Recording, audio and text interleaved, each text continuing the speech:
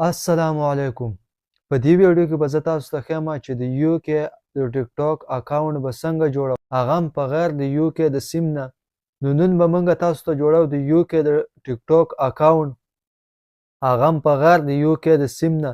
نو دا ویډیو تر اخره پورې وګورئ، ویډیو سکیپ کوئ مه. او که چېرته زموږ په چینل باندې تاسو نوي یئ نو زموږ چینل سبسکرایب کړئ، ویډیو لایک کړئ.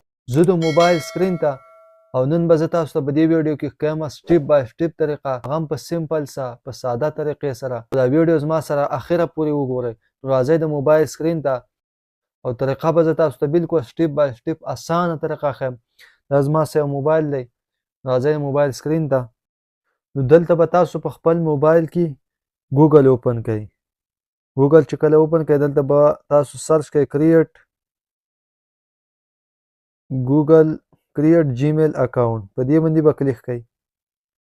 په دې باندې چې کله کلیک کړئ نو دلته به تاسو ته راشي کریټ ا ګوګل اکاونټ، په دې باندې به کلیک کړئ.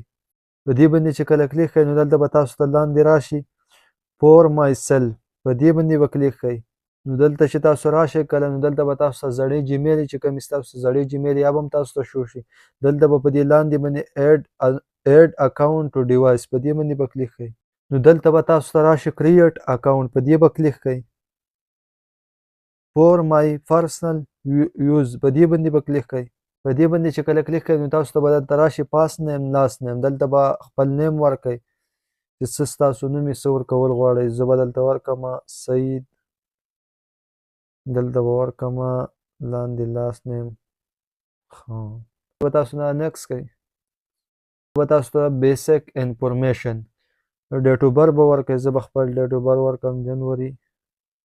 دلته به تاسو میل یا فیمیل، نو زه به میل سلیکټ کړم. دلته به نیکس کوئ. دلته به تاسو جیمیل ورکړئ، نو زه به ورکړم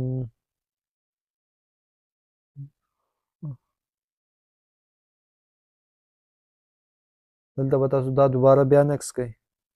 دلته به تاسو پاسورډ ورکړئ، نو پاسورډ به زه ورکړمه. دوباره به بیا نیکس کوئ. دلته به ستاسو جیمیل جوړ شي، د نیکس باندې به کلیک کوئ.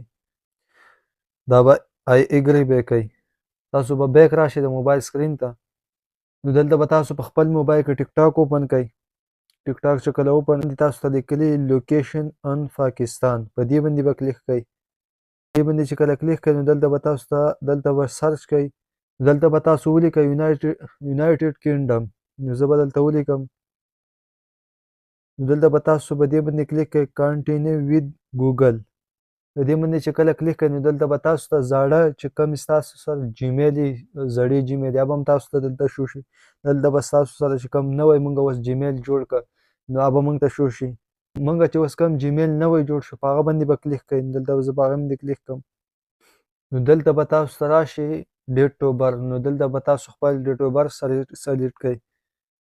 نو زه به دلته ډیټ اف بر ورکړم. تاسو هم داسې سمپل څه خپل پیدایشي تاریخ چې کوم تاسو پیدایشي تاریخ یا به ورکړئ دلته. دلته به تاسو بیا په نیکس باندې کلیک کړئ. نو دلته ستاسو اکاونټ به جوړ شي. نو دلته به ستاسو نوم ورکړئ، څه نوم تاسو ورکول غواړئ. دلته به زه ورکړمه. دا به کنټینیو کوئ. نو دلته به تاسو ته داسې مینیو راشي. نو دلته به تاسو په دې ترې ډاټ باندې کلیک کړئ. دلته به لاندې